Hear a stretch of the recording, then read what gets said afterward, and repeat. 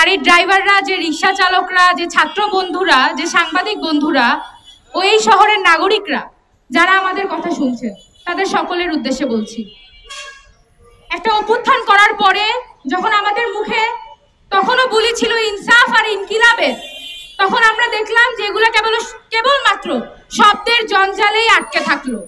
তা আসলে জনগণের যে প্রকৃত মুক্তি তা এনে দিল না। আমাদের এই সরকার, আমাদের বর্তমান সরকার ভারতীয় সম্প্রসারণবাদের বিরুদ্ধে কথা বলে, ভারতীয় আধিপত্যবাদের বিরুদ্ধে কথা বলে।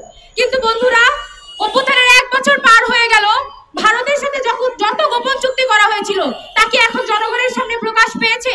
তা কি বাতিল করা হয়েছে? আমরা তা জানি না। কারণ যারা বলে যে জনগণের ম্যান্ডেট নিয়ে, অভ্যুত্থানের শহীদদের ম্যান্ডেট নিয়ে যারা ক্ষমতায় গিয়েছে, তারা আমাদেরকে ভুলে গিয়েছে, তারা জনগণকে ভুলে গিয়েছে। এবং এই ইতিহাস নতুন না, আমরা বারবার দেখেছি যারাই জনগণকে পিছিয়ে রেখে ক্ষমতায় বসতে চায়, ক্ষমতা ধরে রাখতে চায়, তারা কখনো না কখনো প্রতিবারই ওই বিদেশি শক্তির উপরেই ভর করে। আমরা এখন দেখছি নতুন ভাবে ওই মার্কিন যুদ্ধবাজদের সাথে এই বাংলাদেশের সরকার এক ধরনের বন্ধুত্বপূর্ণ সম্পর্ক যাচ্ছে। কিন্তু আমরা বলে দিতে চাই, এই যুদ্ধবাজদের সাথে কখনো কোনো বন্ধুত্বপূর্ণ সম্পর্ক হতে পারে না।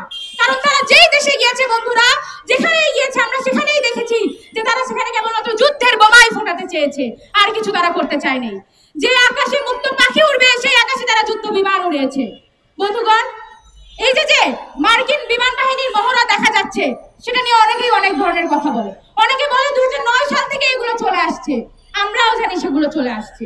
কিন্তু আমরা বলতে চাই, অভ্যুত্থানের পরবর্তী যেই রাষ্ট্র বাংলাদেশের মেহনতি মানুষজনের, যেই রাষ্ট্রই বাংলাদেশের প্রত্যেক নাগরিকের হওয়ার কথা ছিল, সেই বাংলাদেশের আকাশে ওই যুদ্ধবাজদের বিমান এই মহড়া আসলে কি প্রকাশ করতে চায়? তা প্রকাশ করে ওই ফিলিস্তিনে যে শিশুরা প্রতিনিয়ত গণহত্যার শিকার হচ্ছে, যেই নারীরা প্রতিনিয়ত হত্যার শিকার হচ্ছে, তাদের ক্রন্দন আমাদের কানে এসে লাগে। আমরা জানি যে এই মহড়ার মাধ্যমে আমেরিকা কেবলমাত্র তাদের যে আধিপত্যবাদ, তাদের যে শক্তি, তাদের যে সামর্থ্য, তারা যে আমাদের সামনের দিনে দমন করবে, পীড়ন করবে, সেটারই তারা ডাক দিচ্ছে, সেটাই তারা শোনাচ্ছে।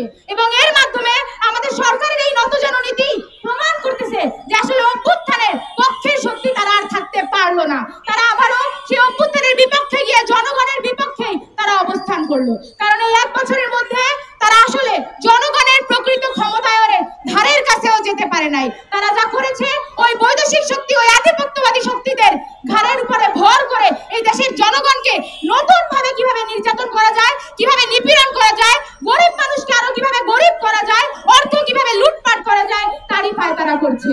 কিন্তু বলতে চাই, বাংলাদেশের মানুষজনকে এত বোকা ভাবলে চলবে না। যারা অভ্যুত্থান করেছে, তারা সামনের দিনে আবার এই ধরনের অপশক্তিকেও প্রতিহত করবে।